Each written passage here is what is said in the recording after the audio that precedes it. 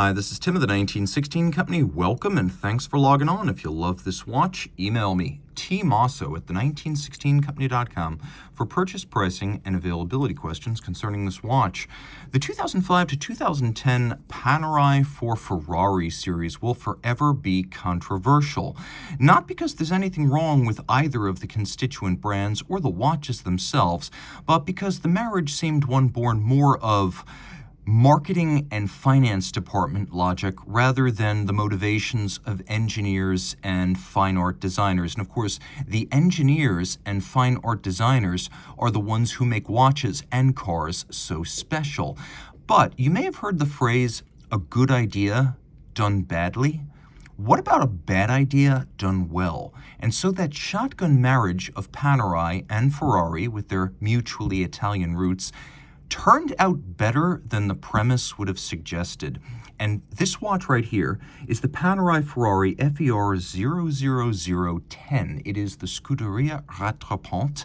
It is a model with a unique case, dial, a fascinating complication, a unique type of minimally mobile locking crown. Look at this. The crown is a quarter-turn lock with 100-meter water resistance. Even the strap is bespoke to the model. And in an era when more and more Panerai watches seem decontented and cheaper than previous generations, a lot have bemoaned the use of spring bars, whereas here, this completely unique case form factor also has a strap fixed by screws and bars. And by the way, have we lamented the lack of a third Panerai case form, Mare Nostrum accepted? Many have, and yet that's what we have right here. So let's revisit the Panerai Ferrari series with this Scuderia Rattrapante.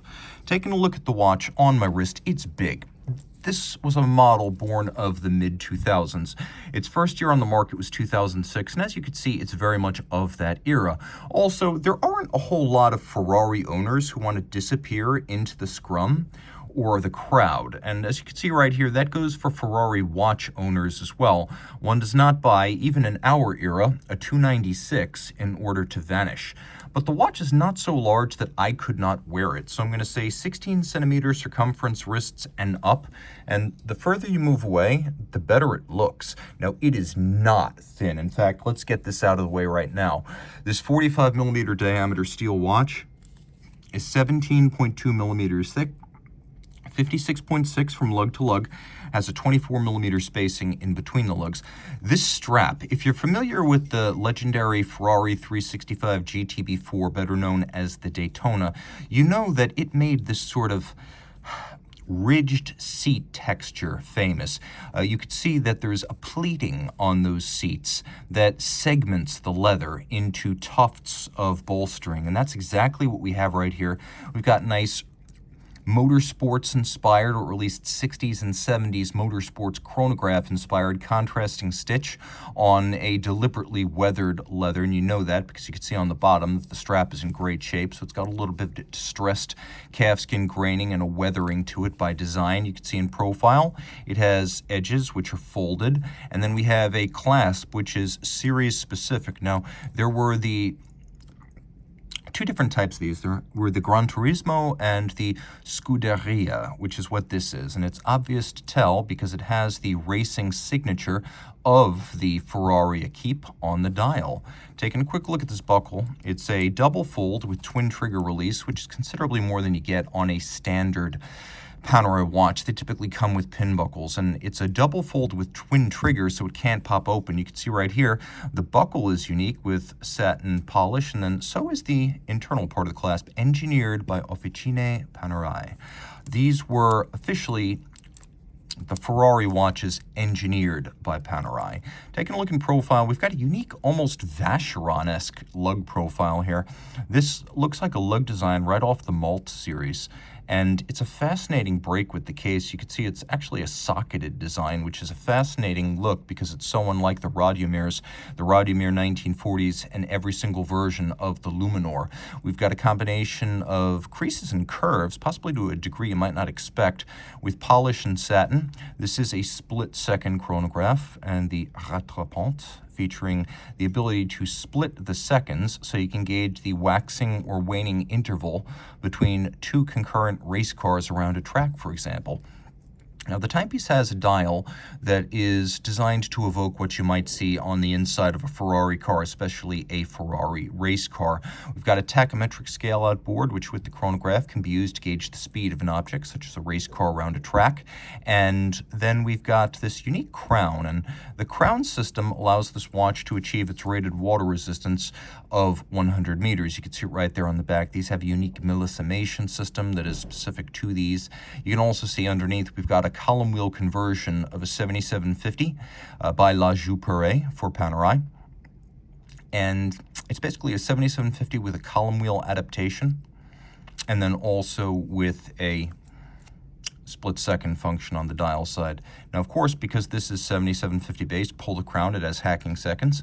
It's also a 4 hertz beat rate, and you can see how this crown works. Basically, you start with the little yellow dot in the upward position, and then 1/4 turn, and you've got 100 meters of water resistance.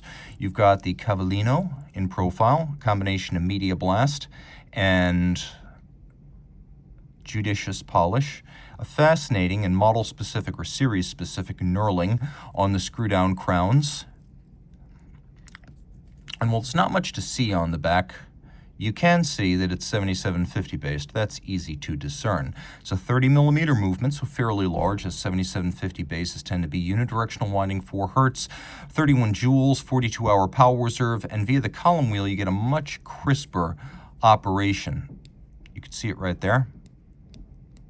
Then on a standard 7750 with its cam, you can see it's still an oscillating pinion clutch with a wire spring right there.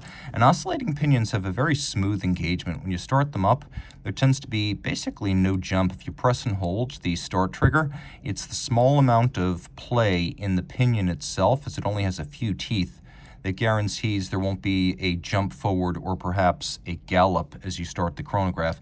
That is just germane to 7750 architectures, but it's sort of an unadvertised advantage.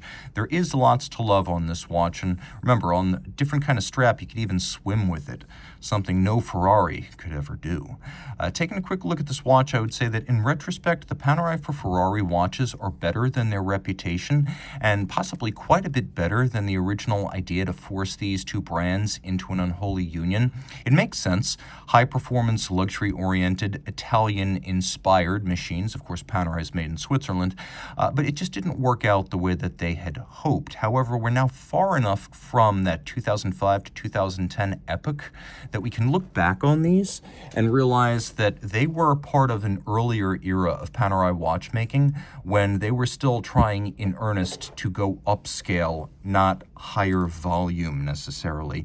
Shortly after these were out of production, we would start to see things like snapback cases, watches oriented towards female buyers, casual buyers, spring bars rather than bars and screws, removal of hacking mechanisms, less water resistance, all sorts of things that made Panerai cheaper but not better in the 2010s. These are actually from an era when Panerai had quite a bit of ambition to go up market, and in that sense, the Ferrari signature is actually a pretty good symbol of that ambition and a good match. So reach out to Team Mosso at the 1916company.com for purchase and pricing details.